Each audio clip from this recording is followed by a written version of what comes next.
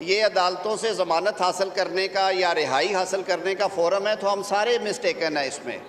वो लड़ाई वहीं पे लड़ी जाएगी जहाँ पे कानून और आइन कहता है, वो दलील से होगी, वो केस के रिकॉर्ड से होगी। हम खुद इसमें से गुजरे हैं, बाकी लोग भी गुजरे हैं। उसके लिए मैं फिर एक दफ़ा ये इस्तदा करूँगा कि हमें मैंडेट इस बात का नहीं मिला है कि फ्लोर ऑफ द हाउस को हम लेजिस्लेशन और अवामी अहमियत के मामलात आवाज़ उठाएं, फिर उन लाखों लोगों के लिए भी जिनके केसेस डिलेड हैं, जुडिशल सिस्टम के रिफ़ॉर्म करने के लिए भी, अदालती निज़ाम में मुकम्मल इस्लाहात लाने की, कवानीन में तरामीम करने की, जो कि हम बहुत सारे सालों से सोच रहे हैं, कर नहीं रहे। और मैंने आपको इसीलिए दावत दी है, आएँ बैठे हमारे साथ और जो कानूनी इस्लाहात, अदालती इस्लाहात हैं, उन पर काम करें।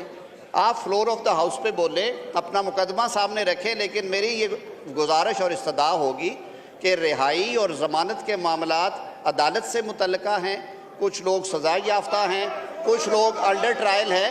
वो अदालत जो फैसला करेगी, उसकी अपील मौजूद है, आप उसको करें। पॉइंट आ गया। और ये बात अगर ज़्यादा बढ़ेगी तो इसी ऐवान से लोगों को उठाया गया था। यहाँ पे तो वो टाइम भी आया कि 15-15 किलो हेरोइन भी डाली गई लोगों पे। उन्होंने भी अदालतों से ही जाके अपनी रिहाई मुमकिन बनाई है। Thank you. थोड़ा चले अभी नफीसा शाह साहब आपको दिया था फ्लोर, उसके बाद इमरान न्याजी साहब, नफीसा शाह साहब के उमेर, सॉरी। बहुत शुक्रिया स्पीकर साहब।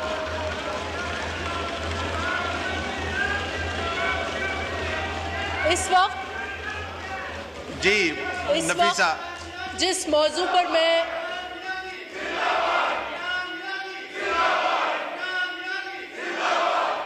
थैंक यू मैं जिस मौजू पर बात करना चाह रही हूँ वो इस मुल्क के लिए, इस मुल्क की फूड सिक्योरिटी के लिए, इस मुल्क की मईशत के लिए बहुत अहम है। मिस्टर स्पीकर, जनरली हम सबको पता है कि पाकिस्तान की जो मईशत है, उसकी रीढ़ की हड्डी कहें, उसकी बुनियादें कहें, वो ज़राअत है।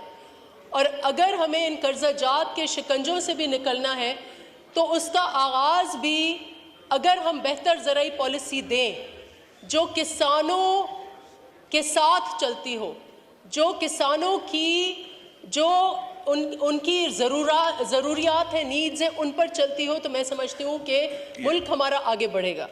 जनाब स्पीकर, अगर हम सबसे को MQM है यहाँ पे, इनका भी कोई रिप्रेजेंटेटिव आ जाए, इस्तेकाम के आ जाएँ, IPP के आ जाएँ, खालिद साहब आप तशरीफ़ ले आएँ, शाहिदा साहब आप नूर आलम साहब को बता दीजिएगा, आप भी देख लीजिए, ताकि ये 11 बजे करके प्लीज़ हम कंक्लूड करें ये कमेटीज़ वाला इशू, सीटिंग का इशू, चेयरमैनशिप्स का issue as soon as possible. जी उमर अयूब साहब, और प्लीज़ मुझे अभी तक नाम नहीं दिए आप लोगों ने पॉइंट ऑफ ऑर्डर्स पे कौन कौन मेंबरान दे दीजिए। जी उमर अयूब साहब। शुक्रिया जनाब स्पीकर। जनाब स्पीकर, कल का आपने अभी जो बात की है, इस पर हमारे चेयरमैन गौर साहब, चीफ विप साहब और बाकी साथी आ जाएंगे, क्योंकि मुझे तो माशाल्लाह इन्होंने टेररिस्ट, दहशतगर्द डिक्लेयर किए हुए, मेरे केसेस लगे हुए हैं टेररिस्ट के मुख्तलिफ कोर्ट्स में, एंटी टेररिस्ट कोर्ट्स में, उधर मुझे बेल्स के लिए जाना पड़ेगा। दूसरी अहम चीज़ जनाब स्पीकर, इस बिल के हवाले से मैं बात करूँगा कि इसको आप सर इनफॉर्मली ना लें स्पीकर साहब। Formal process